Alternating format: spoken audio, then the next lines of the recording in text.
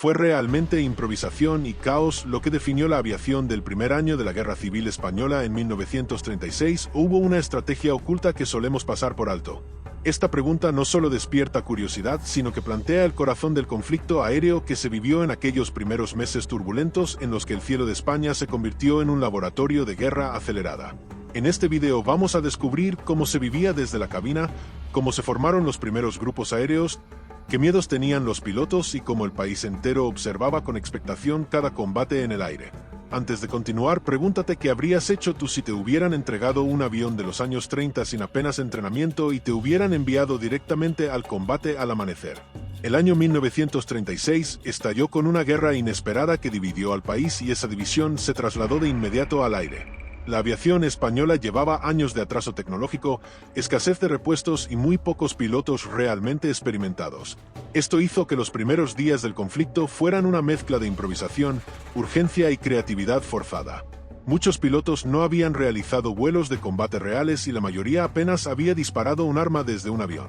Esa sensación de incertidumbre quedó grabada en sus memorias y testimonios y hoy podemos reconstruirla para entender por qué aquel primer año fue tan decisivo.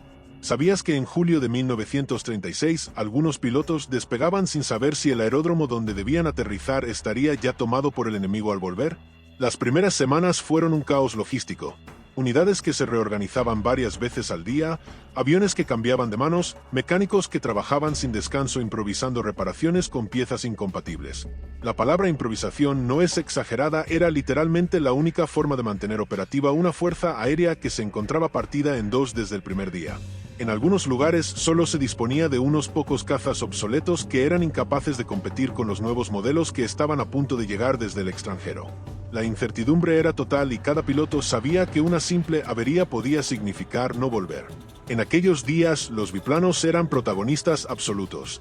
Estos aviones, que ya estaban quedándose atrás en la carrera tecnológica internacional, se convirtieron en la primera línea de defensa y ataque durante los primeros meses.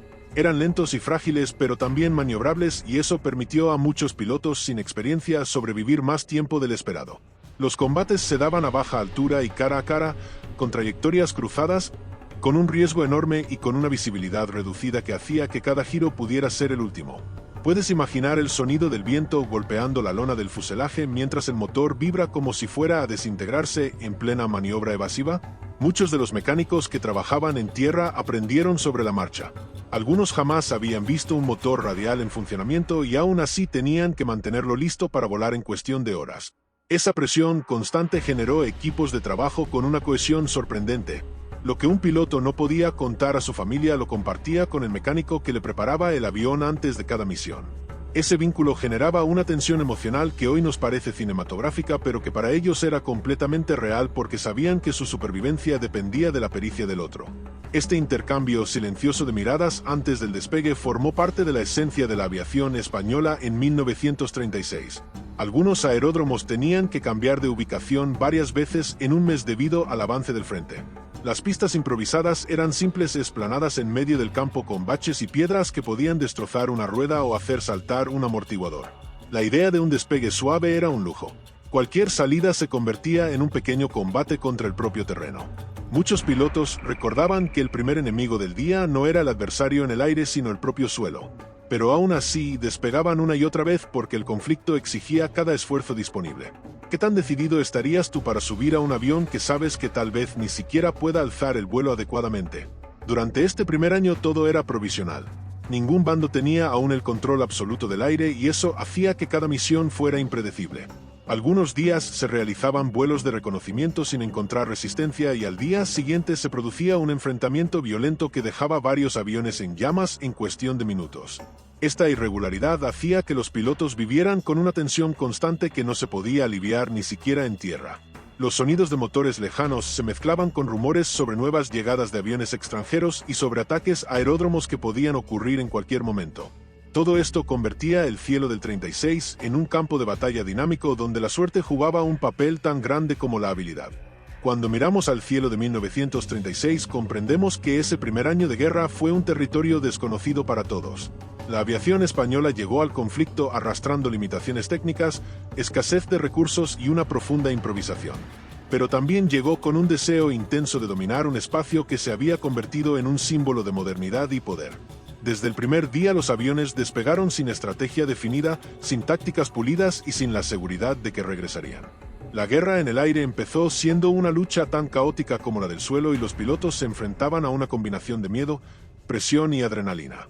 Lo más impactante es imaginar cómo se vivía cada ascenso. ¿Qué podía sentir un piloto joven al elevarse entre nubes oscuras mientras escuchaba crujir la estructura del avión? La incertidumbre se convertía en una compañera permanente.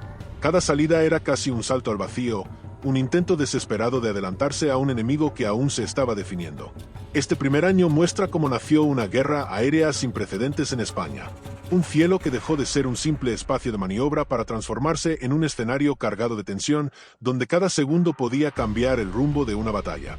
Ese momento inicial es clave para entender la evolución posterior del conflicto aéreo. Uno de los rasgos más sorprendentes del primer año fue la enorme variedad de aviones que compartieron el mismo espacio aéreo. Se mezclaron aparatos veteranos con modelos modernos que apenas habían sido probados. Esto generó combates altamente impredecibles y enfrentamientos donde la tecnología no siempre garantizaba la victoria. Algunos pilotos subían al cielo con máquinas que parecían sobrevivir gracias a la esperanza más que a los motores. Otros se encontraban con aparatos recién llegados que podían duplicar su velocidad o elevarse hasta alturas inalcanzables para los modelos antiguos. ¿Era posible dominar un cielo tan irregular? Esa es una de las claves de este periodo. Para muchos pilotos la verdadera lucha comenzaba antes de ver al enemigo. Arrancar la aeronave, mantenerla estable y lograr que respondiera con precisión era ya un desafío. Algunos combatientes describían cómo un avión vibraba tanto al ascender que parecía que se iba a partir en dos. Y aún así subían, porque en este primer año la habilidad individual se volvió tan decisiva como la tecnología. Se libraron duelos donde la pericia marcó la diferencia entre el regreso y la caída. Esa mezcla de precariedad, avance técnico y urgencia definió la esencia de la guerra aérea en 1936. A mitad de este primer año surgió un factor que cambiaría por completo la balanza aérea: la llegada de ayuda extranjera. De repente España se convirtió en un escaparate perfecto para probar nuevas máquinas, nuevas tácticas y nuevas estrategias. Aviones que nunca habían sobrevolado la península aparecieron en los cielos españoles con perfiles afilados, motores potentes y capacidades que superaban con creces lo que la mayoría de pilotos había visto hasta entonces. Desde tierra muchos observaban estos nuevos aparatos con una mezcla de sorpresa y temor. Era evidente que el conflicto ya no era solo interno.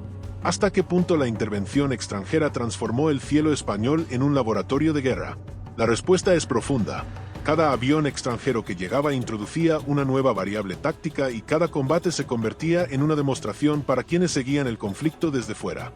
La guerra civil dejó de ser un enfrentamiento aislado para convertirse en un anticipo de la guerra mundial que estaba por llegar. Este cambio tuvo un impacto directo en el primer año de la aviación.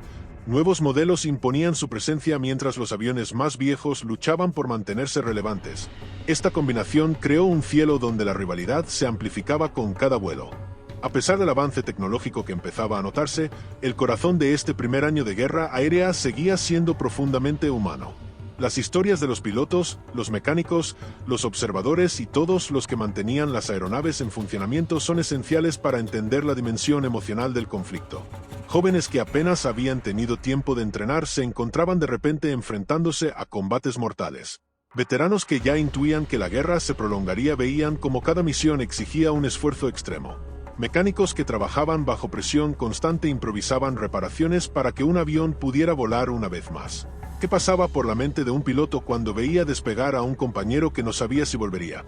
Ese sentimiento de incertidumbre marcó profundamente la guerra aérea. Las pérdidas no eran solo números, sino historias truncadas en pleno ascenso. Cada impacto, cada motor que se detenía, cada avión que no regresaba dejaba una huella en quienes quedaban en tierra. Y sin embargo seguían volando. Esa mezcla de miedo, valor y sentido del deber es lo que otorga a este primer año su enorme carga emocional. La aviación no era solo un instrumento militar, era un reflejo claro de la tragedia humana que atravesaba España. Al finalizar este recorrido por el primer año de la aviación en la Guerra Civil Española queda una pregunta abierta.